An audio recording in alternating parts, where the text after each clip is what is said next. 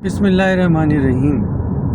امتیاز store DHA میں آگ لگ گئی اور پھر یہی بات شروع ہو گئی کہ یہ آگ کیوں لگی، جبکہ یہ سوال کرنے سے پہلے سوال یہ ہونا چاہیے تھا کہ جو پچھلی آگ لگی تھی اس کے بعد ایسی کیا کیا چیزیں سیکھی گئی تھیں اور ایسی کیا کیا چیزیں کی گئی تھیں کہ آئندہ آگ نہ لگے یا لگے تو جلدی بجھ جائے۔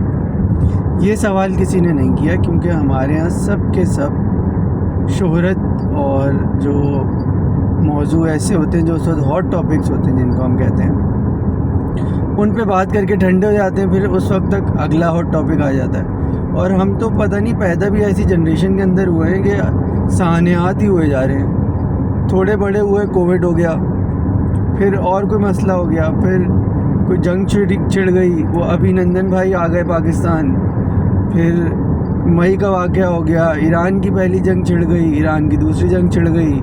یہی ہو رہا ہے بھائی، امریکہ افغانستان سے نکل گیا، بنگلہ دیش کا انقلاب آ گیا۔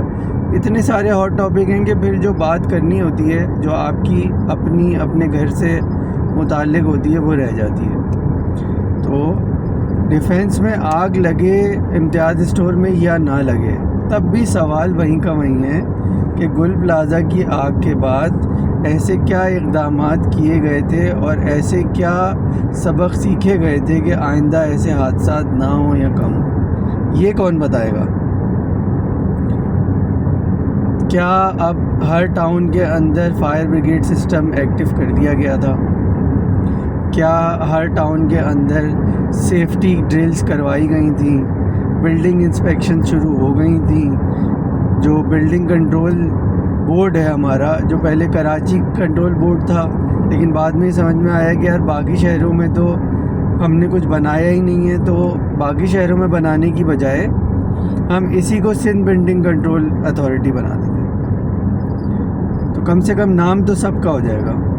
تو وہ نام جو ہے وہ ہو گیا، تو کیا اس کے اندر چیکنگ کا میکینزم ہے کہ آپ جب وائرنگ کرتے ہیں تو اس کو کوئی چیک کرے گا؟ جب آپ اس وائرنگ سے ریلیٹڈ پلگز، بٹن، اس کی ساری انسٹالیشنز کرتے ہیں تو اس کو کوئی چیک کرے گا؟ اس کے فائر سیفٹی سٹینڈرڈ ڈیزائن میں کیا تھے، بعد میں کیا ہو گئے، ان کو کوئی چیک کرے گا؟ کیا یہ سارا میکینزم کہیں موجود ہے یا یہ موجود نہیں ہے؟ اگر یہ موجود نہیں ہے اور اس پر کام بھی شروع نہیں کیا گیا تو یہ خبر میٹر نہیں کرتی کہ امتیاز اسٹور میں آگ لگ گئی۔ کسی بھی وقت کہیں پر بھی آگ لگ سکتی ہے۔ آپ کراچی کو ایک چھوٹا سا ٹائم بم بنا رہے ہیں۔ اتنی بڑی آبادی کے شہر، اتنی زیادہ اربن پاپولیشن کے شہر، اتنی زیادہ ڈینسیفیکیشن کے شہر میں آپ نے ایسے لوگوں کو آگے بٹھا دیا ہے جنہوں نے سانحات پر رونا گانا کرنے کے علاوہ اور اپنی مزید پولیٹکس چمکانے کے علاوہ کچھ بھی نہیں کیا۔ کسی نے نہیں پوچھا کہ یہ سارے ادارے بن گئے ہیں یا نہیں بنے، وہ ٹینکر جو ٹریفک کی وجہ سے ٹائم پر نہیں پہنچ سکا تھا، کیا اب ٹریفک کے مسئلے حل کر دیے گئے ہیں؟ تو کراچی والوں کا حال تو بس یہ لگتا ہے مجھے کہ جیسے شاعر کہتا ہے کہ ایک سزا اور اسیروں کو سنا دی جائے، ایک سزا اور اسیروں کو سنا دی جائے، یعنی اب جرم اسیری کی سزا دی جائے۔